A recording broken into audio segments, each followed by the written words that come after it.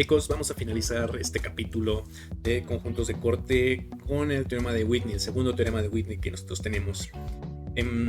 Ya les había presentado a Hazel-Whitney, es el mismo que demostró que en general es más sencillo cortar una gráfica quitando vértices que quitando aristas. E insisto en que sencillo en el sentido de cantidad.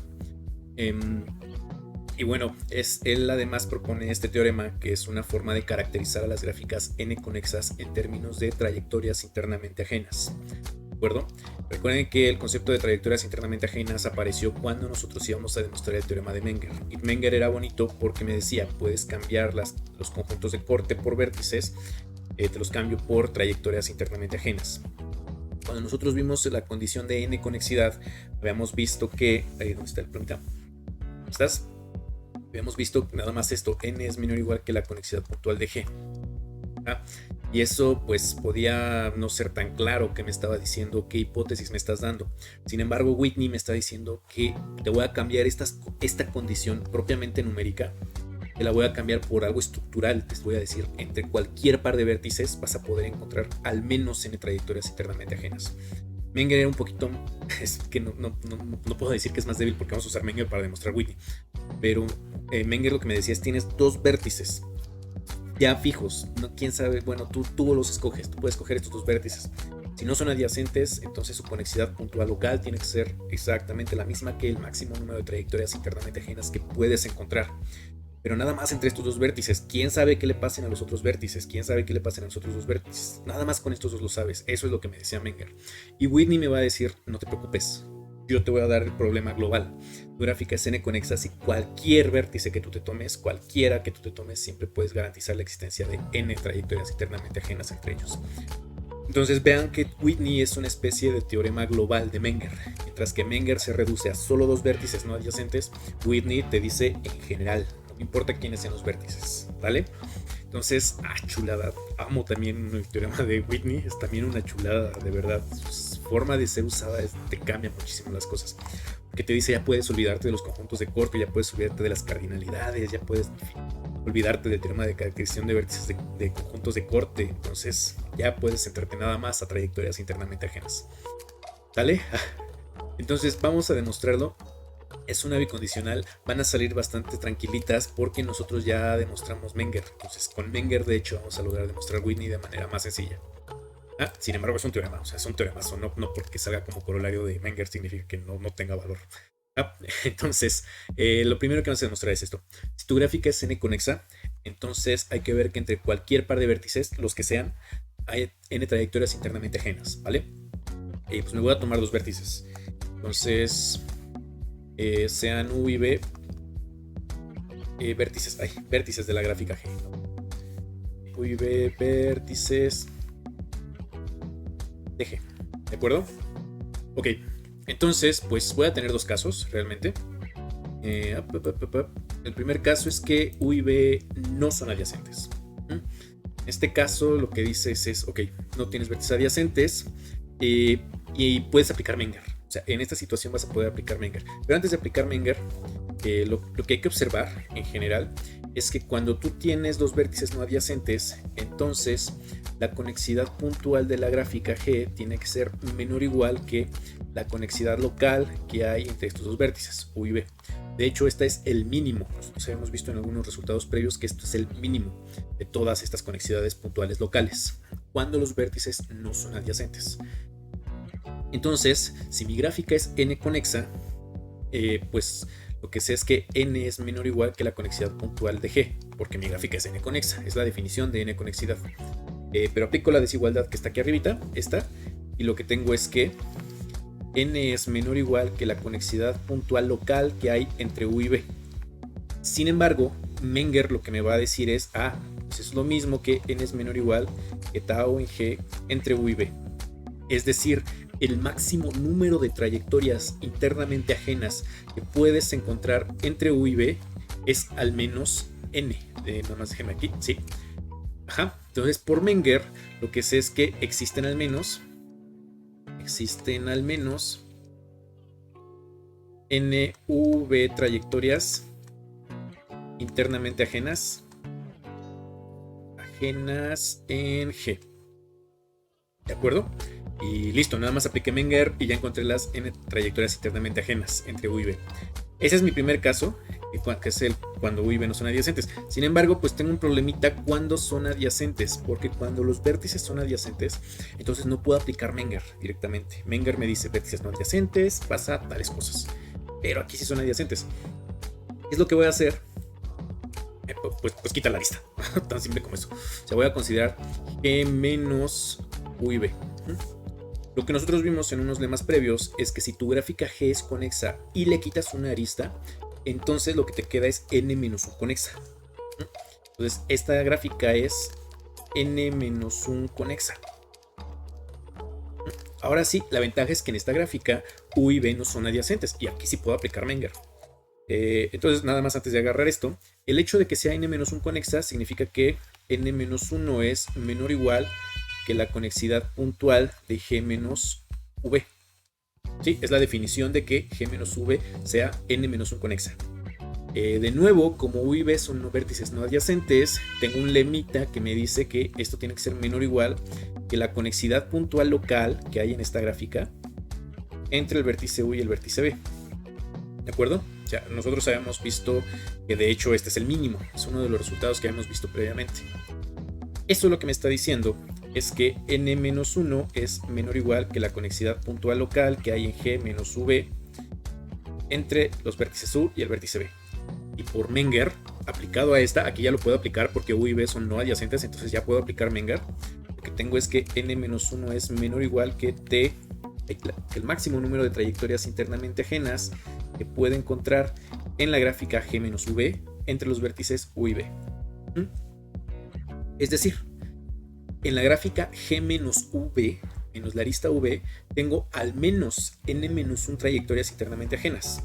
Entonces, en G menos V hay al menos, quién sabe si hay más, pero seguramente las que sí puedo garantizar es n menos 1 V trayectorias internamente ajenas.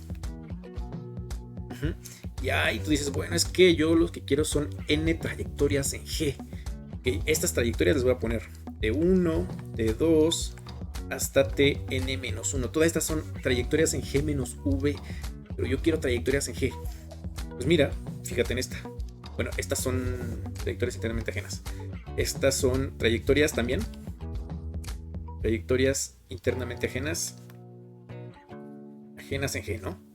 Digo, si son trayectorias internamente ajenas en G menos V, pues son trayectorias internamente ajenas también en la supergráfica. Me hace falta una trayectoria. ¿Cuál? Pues fácil. Hay una trayectoria que no tenías. La trayectoria que empieza en U y va a B. La arista que te hacía falta. Esta trayectoria pues es internamente ajena porque no tiene vértices internos. O sea, es nada más la arista. Y pues es distinta de todas estas. Porque esta pues no puede ser una trayectoria en esta gráfica. En esta gráfica no está la arista. Entonces aquí ya tienes estas n-1 trayectorias internamente ajenas. Y con esta tienes ahora n trayectorias internamente ajenas, pero en G. Eso lo que quiere decir es que en G... ¡Ay, Dios mío, qué horrible quedó esto! Lo que quiere decir es que en G hay al menos, bueno, quién sabe si haya más, pero hay seguro si sabes, V trayectorias internamente ajenas. Y listo. O sea, quedó bastante bien. Noten que pues, básicamente fue usar Menger. O sea, realmente Menger, que es el caso local, me ayuda mucho a Whitney. Si hubiéramos demostrado primero Whitney, hubiera sido una demostración larguísima y Menger hubiera salido como corolario, básicamente. Pero bueno, nosotros demostramos primero Menger, ¿vale? No hace falta, eso lo que muestra nada más es la condición de ida. No me importa quiénes sean los vértices, si tu gráfica es n conexa, seguramente vas a encontrar al menos n trayectorias internamente ajenas. ¿De acuerdo? Entonces, lo siguiente que voy a hacer es pues demostrar la siguiente condición. Déjenme pasar una página. Ahí está. La otra condicional lo que me está diciendo es, si tú tienes esta hipótesis, cualquier par de vértices que tú tomes, hay al menos n trayectorias internamente ajenas, entonces lo que debes de garantizar es que tu gráfica es n conexa. ¿De acuerdo? Es decir, lo que voy a buscar demostrar es que n es menor o igual que la conexidad puntual de la gráfica G. ¿Sale? Esto es lo que estamos buscando. Hipótesis es, entre cualquier par de vértices que tú te tomes, sean los que sean, hay al menos n trayectorias internamente ajenas. ¿Vale? Pues noten que este enunciado es verdadero si la gráfica G es conexa. perdón, si la gráfica G es completa. Si G es completa, pues ya la hicimos.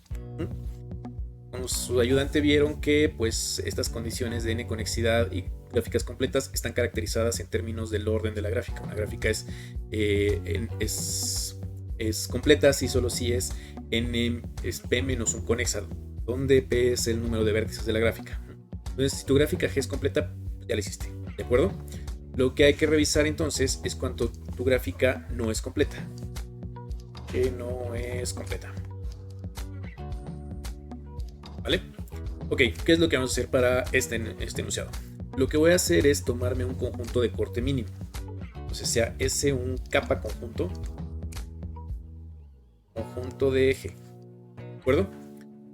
Si es un capa conjunto de G, entonces, y tu gráfica no es completa, entonces cuando lo quitas, tu gráfica es inconexa. Es decir, G menos S es inconexa. Y me voy a tomar dos vértices en distintas componentes conexas. Entonces sea U y B en distintas componentes conexas. Conexas de G menos S, ¿sale? Sí, las separaste en componentes conexas, toma un vértice en una componente, toma un vértice en la otra.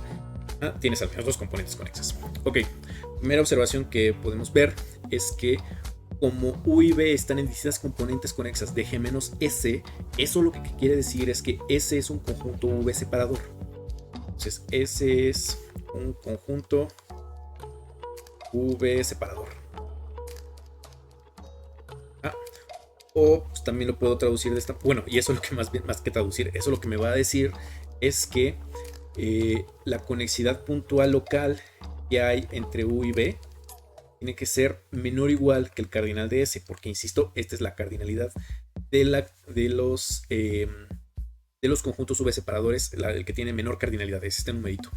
Si este es un conjunto V separador, pues entonces este cardinal te queda por arriba. ¿Vale? Ok, lo otro que podemos observar es que dado que U y B están en distintas componentes conexas, es decir, existe un conjunto V separador, entonces tanto U como B no pueden ser adyacentes. Es también una de las condiciones cuando vimos existencia de conjuntos V separadores. No pueden ser adyacentes. Y si no son adyacentes, entonces puedo aplicar Menger. Entonces por Menger de nuevo, la conexidad, el máximo número de trayectorias internamente ajenas que puedes encontrar entre U y B es menor o igual que el cardinal de S.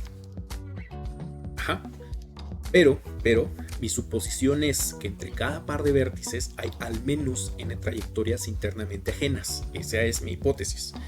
Entonces, el máximo número de trayectorias internamente ajenas que puedes tener, en particular entre U y B, tiene que ser al menos n. Tau en G de U, B. Sí, porque este es el máximo y por hipótesis tienes al menos n. Y esto es menor o igual que el cardinal de S. Eso lo que quiere decir es que n es menor o igual que el cardinal de S. Y pues ya para acabar, originalmente había supuesto que S es un capa conjunto, es esta suposición. Entonces el cardinal de S, de hecho, tiene que ser igual a capa de G. Es decir, n es menor o igual que capa de G. Y por lo tanto, por definición de n-conexidad, G es n-conexa. Chulada, a ver, teorema. Chulada porque Menger básicamente nos regaló todo. O sea, haber demostrado Menger antes es bastante útil, porque si hubiéramos tratado de demostrar Whitney sin Menger, iba a ser una demostración enorme. Claro, si hubiéramos demostrado Whitney sin Menger, entonces Menger salía casi como corolario de Whitney. Y pues, bueno, a grandes rasgos, eso es todo. Entonces, aunque Whitney tiene su propio teorema, sale como consecuencia de Menger. Ahorita lo que necesito que recuperen esta idea es bastante fuerte. O sea, Menger me decía, tienes dos vértices en específico. Para esos dos vértices sé más o menos cuántas trayectorias internamente ajenas hay. Pues sí, a lo más tantas como conexidad puntual local tengas entre esos dos vértices. Me garantiza la existencia de cierta cantidad de trayectorias internamente ajenas, pero solamente entre dos vértices.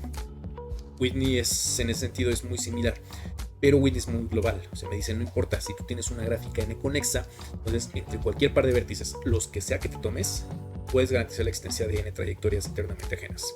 Pero es una hipótesis realmente muy fuerte. Y además, noten que ustedes pueden cambiar cómo pueden demostrar que una gráfica sea n-conexa. Si ustedes quieren demostrarlo por definición, entonces tienen que tomar conjuntos de corte mínimos y ver que ese conjunto de corte tiene al menos n vértices. Entonces, quién sabe cómo podremos atacarlo. Sin embargo, con Whitney me dice, no te preocupes ya por los conjuntos de corte, tómate dos vértices. Si de alguna manera puedes garantizarme la existencia de al menos n trayectorias internamente ajenas, entonces tu gráfica automáticamente es n conexa. Ya ni siquiera tienes que preocuparte por conjuntos de corte, ni si los quitas se vuelven inconexas, nada. Cambia esta condición de existencia de conjuntos de corte de cierta cardinalidad por existencia de trayectorias internamente ajenas. Muchas veces, créanme, va a ser más sencillo trabajar estas trayectorias internamente ajenas que los conjuntos de corte, ¿de acuerdo? Entonces, se acabó por fin toda esta sección de todo este capítulo de conjuntos de corte en gráficas. Fue un capítulo larguito, vimos como 4 teoremas, la verdad, chulos realmente, en el sentido de que me brindan mucha información de la gráfica, pero pues se acabó, ¿de acuerdo? En el siguiente capítulo vamos a abordar algunas condiciones de recorridos para que, pues bueno, vayamos ya cambiando un poquito de temas en el curso. Muchachos, se me cuidan, nos vemos, repasen, entiendan Whitney, entiendan Menger, créanme que van a ser unas herramientas muy poderosas para muchas cosas de conjuntos de corte. Ellos se me cuidan y nos vemos en el siguiente video y en el siguiente capítulo.